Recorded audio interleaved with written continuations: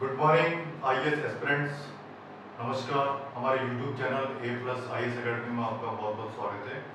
देखिए, आज हमारी जो क्लास होने जा रही है, हमारा अगला जो क्लास है, हमारी जो टॉपिक चल रहा है पब्लिक पॉलिसी की पांचवी क्लास होने जा रही है, fifth class in public policy. ठीक है, उसमें आज का जो हमारा टॉपिक रहेगा तर्क संगत नीति मॉडल। तर्क संगत नीति मॉडल पब्लिक पॉलिसी के क्या होता है, ये मॉडल क्या होता है, इसकी क्या डेफिनेशन होती है, इस मॉडल की क्या क्या विशेषता है, क्या इसकी आलोचना है, इसकी डिटेल स्टडी आज हम करने वाले हैं। बहुत अच्छा टॉपिक है। आप पूरा फोकस, पूरी कंसिस्टेंसी करते हुए, स्टडी करते हुए अपनी तैयारी करें और अपने आप को सही तरीके से प्रिपेयर रखें। ठीक है, तो देखिए, आज की जो हमारी क्लास होगी, हम लोक प्रशासन सब्जेक्ट पढ़ रहे हैं, ऑप्शनल सब्जेक्ट हमारा चल रहा है। उसमें हमारा पेपर फर्स्ट चल रहा है जो 250 मार्क्स का आपका होता है, जिसमें आपसे यूपीएससी मेंस में 8 क्वेश्चन पूछती है, जिसमें आपको 5 क्वेश्चन का जवाब देना होता है और क्वेश्चन नंबर फर्स्ट और 5 आपका कंपलसरी है। उसके अलावा 3 क्वेश्चन आपको और चूज करने होते हैं 6 में से। टोटल आपको 5 क्वेश्चन करने होते हैं और 150 वर्ड में आपको क्वेश्चन लिखना होता है। एक निश्चित टाइम पीरियड में आपको क्वेश्चन का आंसर देना पड़ता है और क्योंकि आंसर राइटिंग आपकी इफेक्टिव होनी चाहिए, जो यूपीएससी आपसे डिमांड करता है कि इस क्वेश्चन का क्या आंसर होना चाहिए, उसके तहत आपका आंसर होना चाहिए। ठीक है, तो उसके अकॉर्डिंग आप तैयारी करें, वीडियो को अच्छी तरह से देखें, सुने, अपने नोट्स बनाएं, अपने पेन नोटबुक अपने हाथ में रखें, नोट्स बनाते हुए, समझते हुए, लिखते हुए, अभ्यास करते हुए अपनी प्रिपरेशन करें। ठीक है, इससे आपको अच्छी तरह समझ में आएगा। मैं यह हर टर्म, हर पोजीशन या हर लाइन या हर वर्ड को अच्छी तरह से एक्सप्लेन करता हूँ।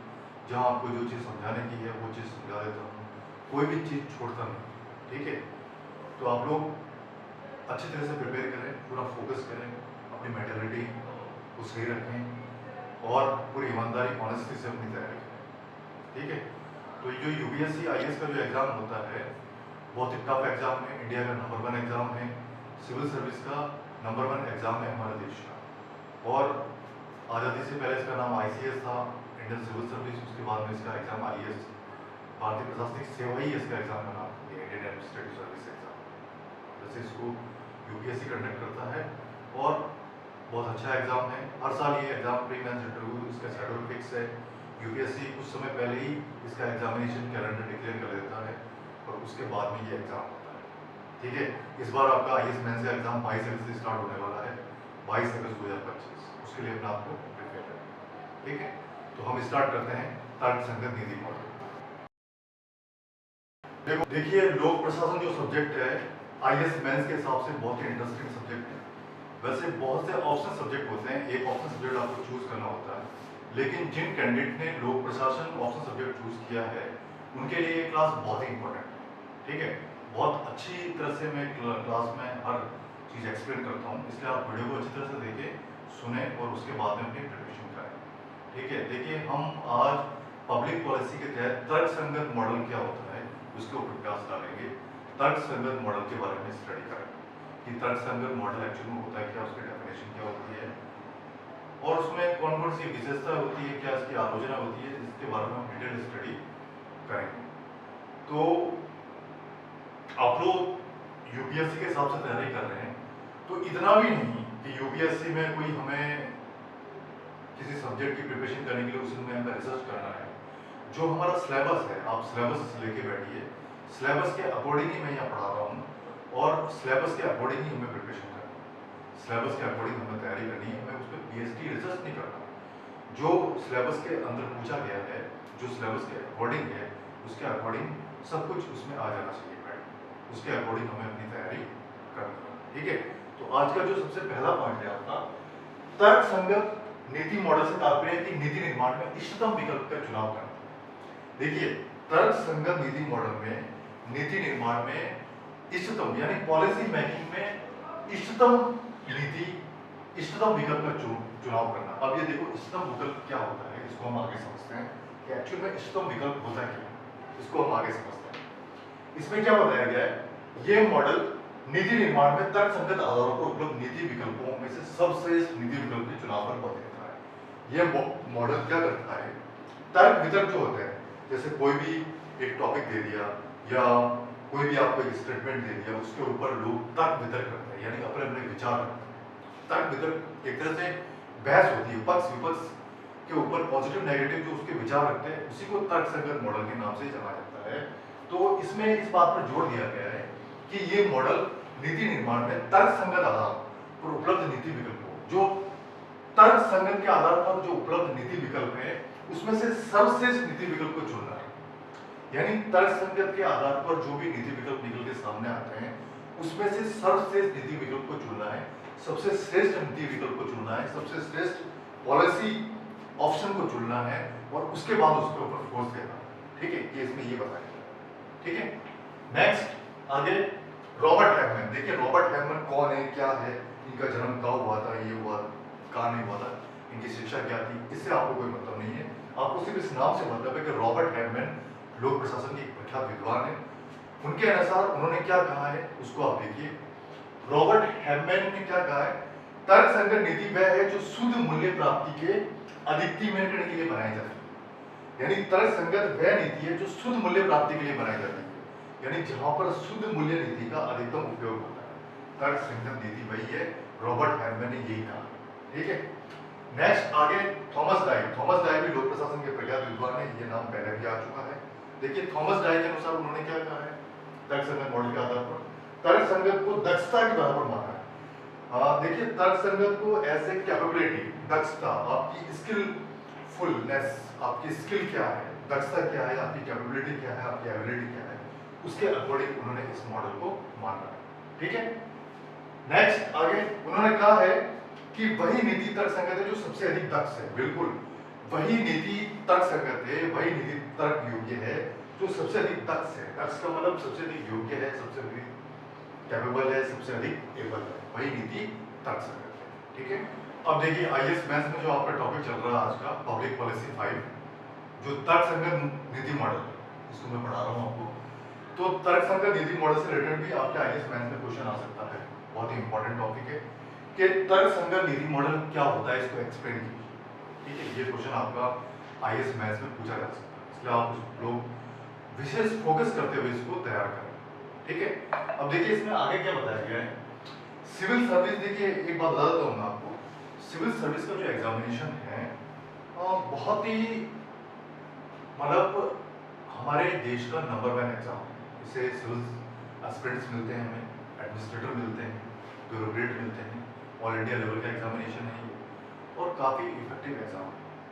ठीक है, तो आप लोग जो भी आईएएस की तैयारी करने वाले जो भी आईएएस एस्पिरेंट्स हैं, जो कैंडिडेट है, जो प्रिपरेशन कर रहे हैं, जिनका लोक प्रशासन ऑप्शन सब्जेक्ट है, वो इस सब्जेक्ट को अच्छी तरह से तैयार करें। और जीवन में सफलता पाने के लिए मेहनत बहुत जरूरी है, बिना मेहनत के कुछ भी नहीं होता। यानी सफलता की जो पहली सीढ़ी है वो फर्स्ट सीढ़ी तो प्रयास ही है, एफर्ट्स आपकी फर्स्ट सीढ़ी है, एफर्ट्स तो आपको लगाना ही पड़ेगा।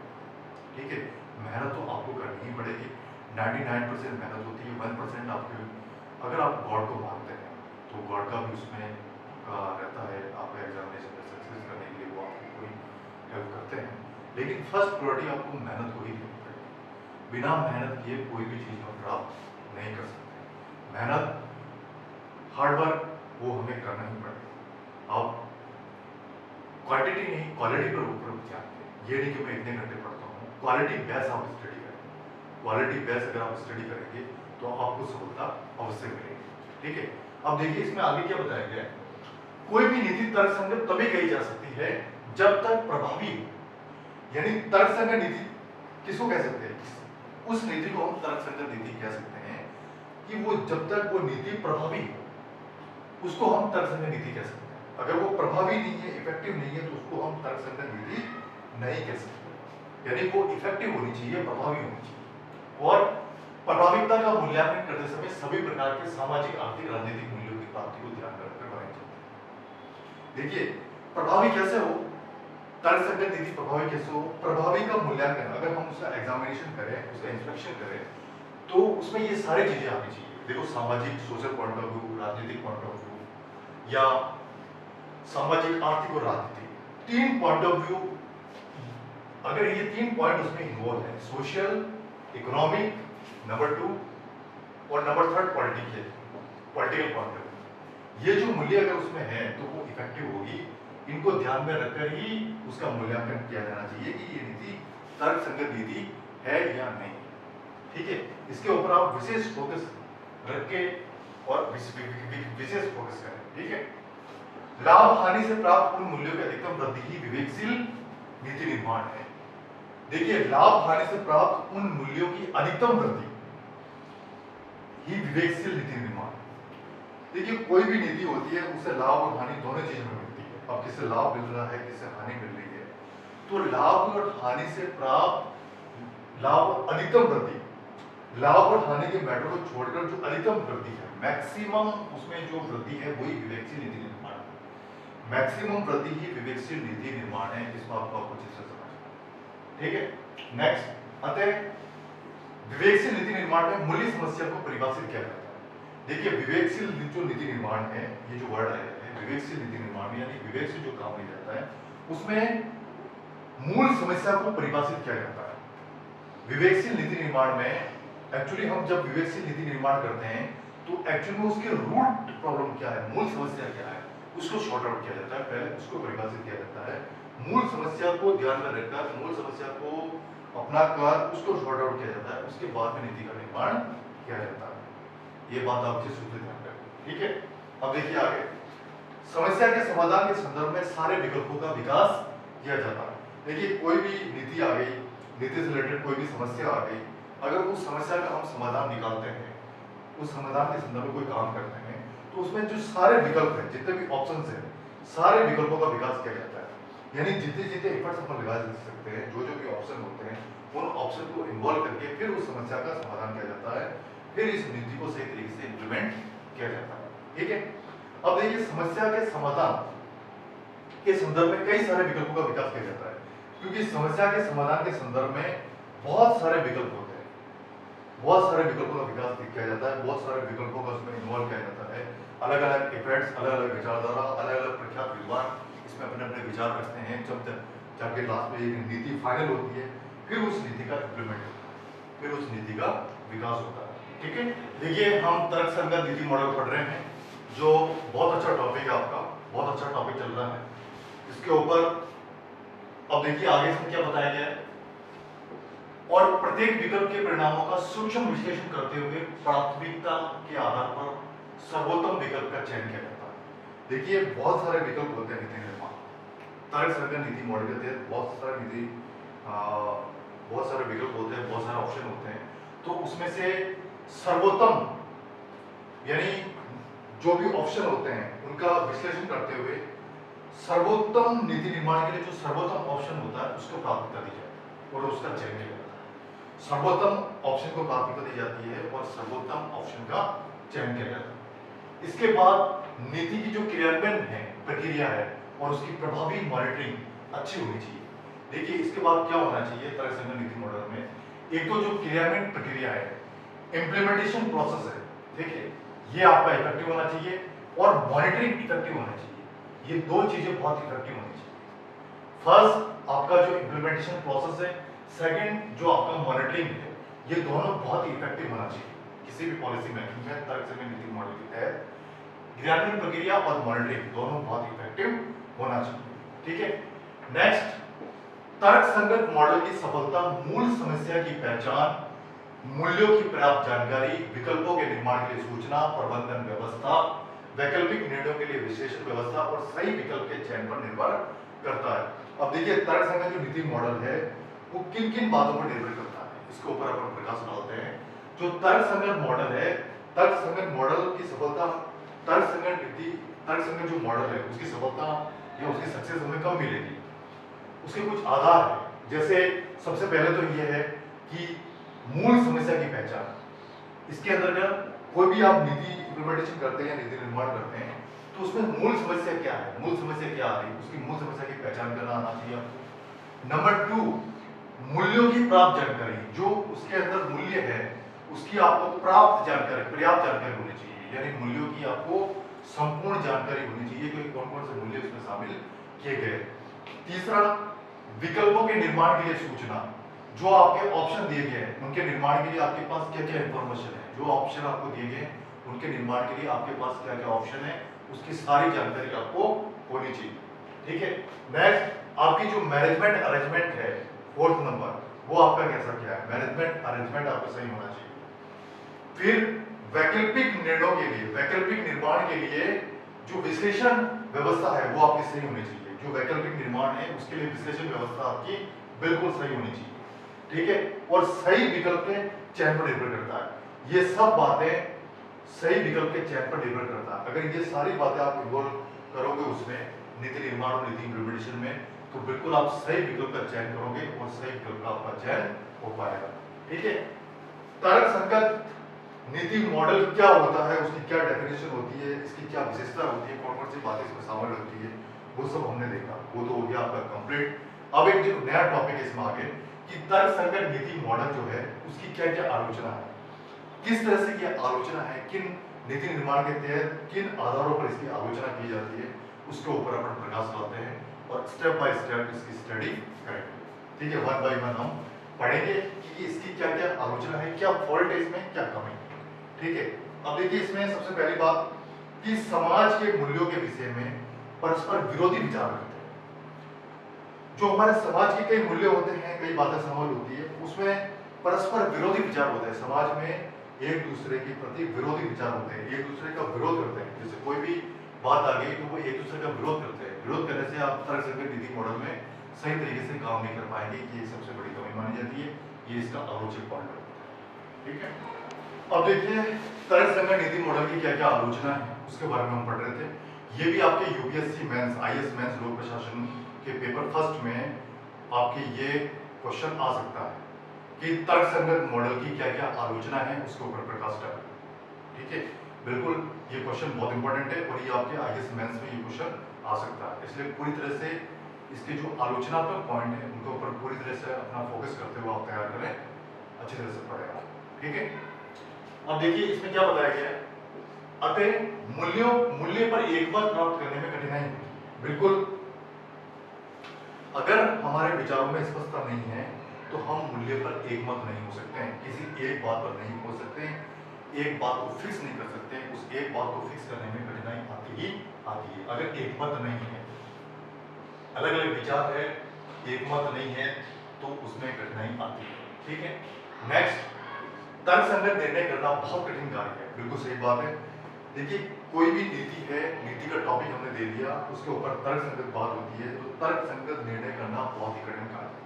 यानी किसी भी कंडीशन में कोई भी ऐसी बात हमारे सामने आती है, कोई भी ऐसी कंडीशन आ गई, उस कंडीशन में सही निर्णय करना बहुत कठिन कार्य है। पब्लिक पॉलिसी के तहत सही निर्णय करना बहुत ही कठिन काम है। अगर सही निर्णय आपका हो जाता है तो वो सही नीति बनती है और नीति का सही तरीके से इम्प्लीमेंटेशन होता है, नीति का प्रोसेस सही होता है। क्योंकि निर्णयकर्ता जब तर्क संगत नीति का निर्माण करते हैं तो समस्याएं कभी कभी जटिल हो जाती है।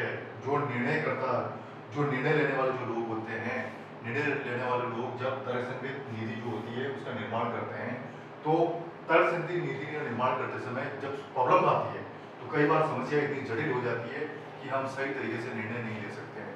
समस्याएं बहुत कॉम्प्लेक्स हो जाती है, बहुत जटिल हो जाती है, तो हम सही तरीके से निर्णय नहीं ले सकते। उस कंडीशन में हम सही निर्णय नहीं ले पाते, ठीक है। अब देखिए अगली बात, और नीति विवरणी नीति के रूप में नजर आती है। जो नीति का विवरण है वो ही हमें नीति के रूप में नजर आती है। जो नीति का बड़ा बड़ा विवरण आपने दे दिया वही हमें नीति के रूप में नजर आती है, उसी को फिर हम नीति मानकर उसका इम्प्लीमेंटेशन करने की कोशिश करते हैं, ठीक है। नेक्स्ट, नीति निर्धारण के लिए एक प्रभावी सूचना संबंध व्यवस्था का होना अनिवार्य है। देखिए नीति निर्धारण के लिए क्या होना आवश्यक है, एक प्रभावी सूचना संबंध, यानी एक प्रभावी सूचना संबंध व्यवस्था, एक प्रभावी सूचना संबंध व्यवस्था होना मौजूद है। इस लाइन को आप समझिए, प्रभावी सूचना संबंध का तात्पर्य यह है कि इफेक्टिव उसमें चीज होनी चाहिए, जो भी उसमें मैटर है वो आपका बहुत इफेक्टिव होना चाहिए, प्रभाविकता वाला मैटर होना चाहिए, प्रभाविकता वाली व्यवस्था होनी चाहिए। अन्यथा जो तर्क संगत आपकी नीति है, तर्क संगत नीति निर्धारण कठिन है। अगर ये बात नहीं होगी, इफेक्टिव नहीं होगी, तो आप तर्क संगत नीति का निर्धारण नहीं कर सकते, ये बहुत कठिन है, इसमें बहुत कठिनाई आपको आएगी। तर्क संगत नीति निर्माण मॉडल से इष्टतम परिणाम उत्पन्न होने की आशा की जाती है, परंतु वास्तव में ये सदा नहीं होती। देखिए तर्कसंगत नीति निर्माण से हम यह अपेक्षा करते हैं कि हमें इष्टतम परिणाम हासिल हो। इष्टतम का मतलब बहुत ही पॉजिटिव परिणाम हासिल हो, सर्वोत्तम परिणाम हमें हासिल हो। लेकिन ऐसा नहीं होता है क्योंकि ये सदा नहीं होती है। सदा का मतलब ये हमेशा नहीं होती है। अगर हमेशा होगी तो हमें इष्टतम परिणाम हासिल होंगे, सफलता हासिल होगी, हमें सर्वोत्तम परिणाम हासिल होंगे। लेकिन ये कंडीशन हमेशा नहीं रहती है। ठीक है, अब देखिए आगे इसमें क्या बताया, हम आगे समझते हैं, आगे चलते हैं कि क्या क्या आलोचना है, कौन कौन सी आलोचना आगे है तर्कसंगत नीति मॉडल की। अब देखिए इसमें क्या बताया गया, इस मॉडल में निर्णय तक पहुंचने में कठिनाई यह है कि परिणामों का ठीक से मूल्यांकन नहीं होना। देखिए किसी भी कंडीशन है, कोई भी कंडीशन आती है तो इस मॉडल में क्या होता है, तर्कसंगत मॉडल में हम निर्णय तक नहीं पहुंच पाते। निर्णय तक नहीं पहुंचने का जो कारण है, निर्णय तक नहीं पहुंचने में जो कठिनाई आती है वो क्या कारण है, परिणाम जो होते हैं उसका ठीक से मूल्यांकन नहीं हो पाना। परिणामों का अगर ठीक से मूल्यांकन नहीं हो पाएगा, जो भी आउटपुट्स होते हैं उनका ठीक से एग्जामिनेशन नहीं हो पाएगा, ठीक से इंस्पेक्शन नहीं हो पाएगा, तो हम सही निर्णय तक नहीं पहुंच सकते। ये भी तर्कसंगत नीति मॉडल का एक मेन फॉल्ट माना जाता है, मेन कमी मानी जाती है। इसलिए ये एक आलोचना का पॉइंट होता है, इसको आप विशेष रूप से ध्यान रखें।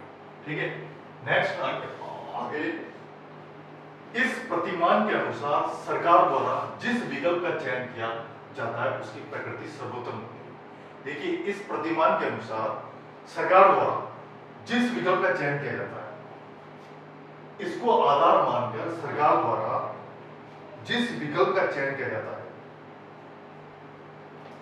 वो विकल्प सर्वोत्तम होता है, यानी वो विकल्प सर्वोत्तम प्रवृत्ति का होता है।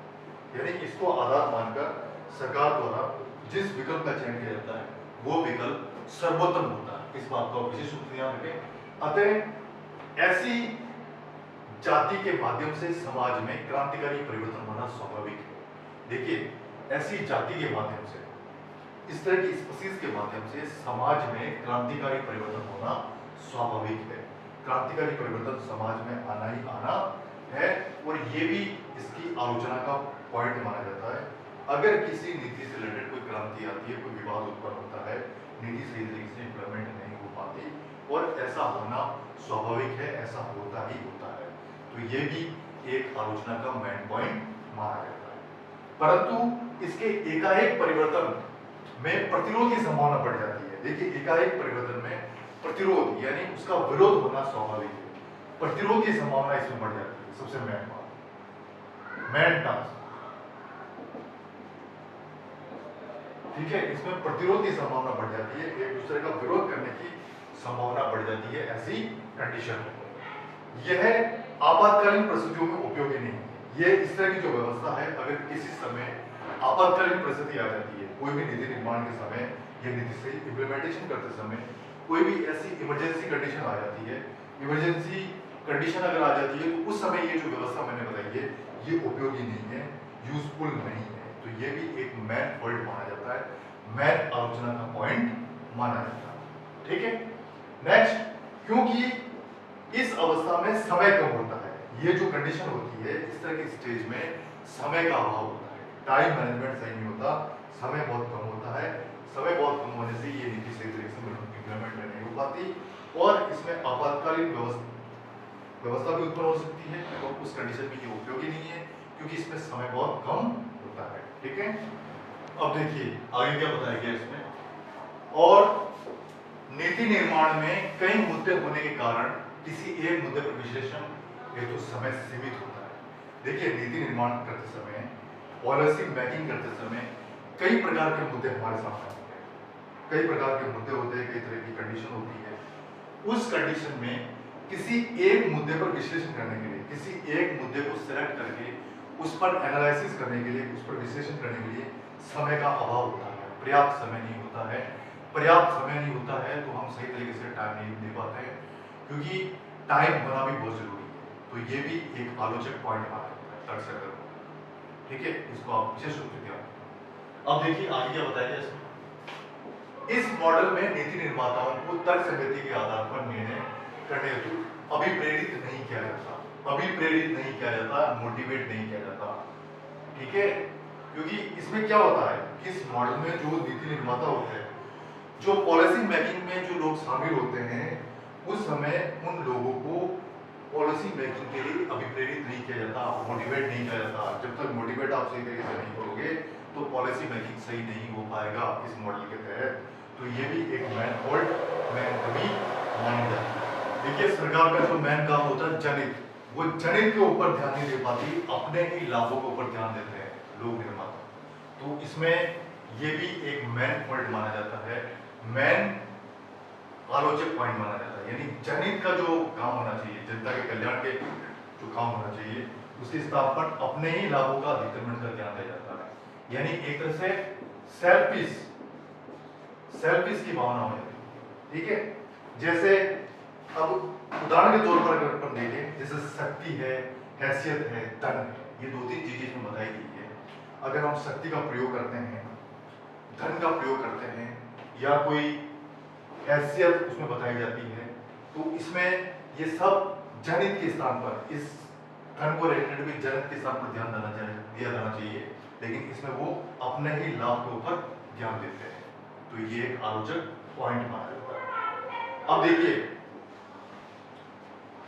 नीति निर्माताओं के लिए सही ढंग से लागत लाभ अनुपातों का विश्लेषण करना कठिन हो जाता है। जो नीति निर्माता होता है, जो पॉलिसी मेकिंग में जो शामिल लोग होते हैं, उनके लिए क्या होता है, सही ढंग से लाभ अनुपातों का विश्लेषण करना कठिन हो जाता है। जो लाभ का अनुपात है, क्या क्या बेनिफिट होता है, उनमें क्या क्या रेशियो होता है, उसका सही एनालिसिस करने में उनको बहुत कठिनाई होती है। वो सही एनालिसिस नहीं कर पाते, लाभ अनुपातों का सही बेनिफिट रेशियो का वो सही विश्लेषण नहीं कर पाते हैं। ठीक है, अब देखिए, जब बहुत से सामाजिक सांस्कृतिक मूल्य दांव पर हो, जब ऐसी कंडीशन होती है तो बहुत से सामाजिक और सांस्कृतिक मूल्य दांव पर लग जाते हैं। जब हम विश्लेषण नहीं कर पाते हैं तो कई तरह की सोशल एक्टिविटी, कई तरह की सांस्कृतिक एक्टिविटी उसके ऊपर दांव पर लग जाती है, और ये भी आलोचना का एक मेन पॉइंट माना जाता है। इस बात को आप विशेष रूप से ध्यान रखें। ठीक है, देखिए इसमें आगे क्या बताया गया है, नीति निर्माताओं की जो व्यक्तिगत आवश्यकताएं होती है, व्यक्तिगत आवश्यकताएं, बाधाएं में कमियां होती है। बिल्कुल सही बात है। जो नीति निर्माता होते हैं, उनको उनमें कई बार उनकी व्यक्तिगत आवश्यकताएं, उनकी पर्सनल प्रॉब्लम्स, व्यक्तिगत आवश्यकताएं, कई तरह की कमियां उनमें होती है, कई तरह की बाधाएं उनमें होती है। तो अगर ये चीजें हैं तो वो तर्कसंगत मॉडल के तहत वो सही तरीके से पॉलिसी का मेकिंग नहीं कर सकते हैं, और सही निर्णय लेने में उनको बहुत सी कठिनाई महसूस होती है। अगर ये सारी चीजें एक पॉलिसी मेकिंग, जो पॉलिसी मेकर होते हैं, नीति निर्माता होते हैं, ये सारी कमियां होती है। जैसे कोई भी सबसे फर्स्ट कंडीशन, कोई भी व्यक्तिगत उनकी आवश्यकता होगी, या किसी तरह की उनमें बाधाएं होगी, या किसी तरह की उनमें कमियां हो गई, तो वो सही तरीके के डिसीजन पर नहीं पहुंच पाते हैं। तर्कसंगत मॉडल के तहत सही तरीके के डिसीजन पर नहीं पहुंच पाते हैं, निर्णय तक नहीं पहुंच पाते हैं।